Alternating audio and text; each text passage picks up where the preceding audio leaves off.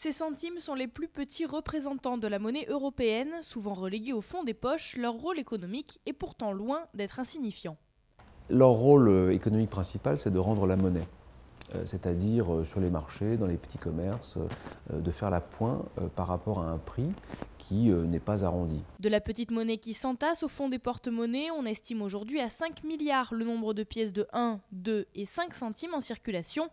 Et pour les réinjecter dans le système économique, certains ont décidé de leur donner une place à part. Centiméo, c'est d'abord un concept de distribution. C'est-à-dire que nous, on est d'abord là pour récupérer les pièces de 1, 2 et 5 centimes d'euros qui ne se recyclent pas naturellement dans l'économie.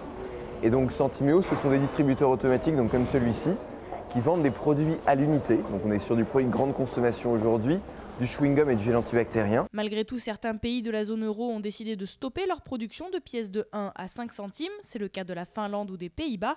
Une mesure qui pourrait, en France, amener les commerçants à arrondir les prix avec un impact sur le budget des Français.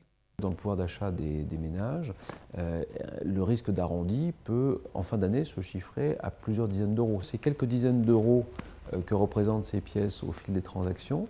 Si vous les comparez au budget moyen d'un ménage, eh bien, quelques dizaines d'euros, c'est une somme. Et si on parle en plus de gens qui sont au RSA ou qui vivent avec le minimum vieillesse, eh bien, ces quelques dizaines d'euros représentent en proportion encore plus de leurs revenus disponibles. Un temps discuté par la Commission européenne, la suppression de ces centimes rouges n'est aujourd'hui plus d'actualité dans la zone euro. Et si ces pièces venaient à disparaître, peut-être certaines vieilles traditions seraient-elles remises au goût du jour. Lorsque j'allais acheter le pain pour mes parents, lorsque les boulangers n'avaient pas suffisamment de petites monnaies à rendre, ils les rendaient en bonbons.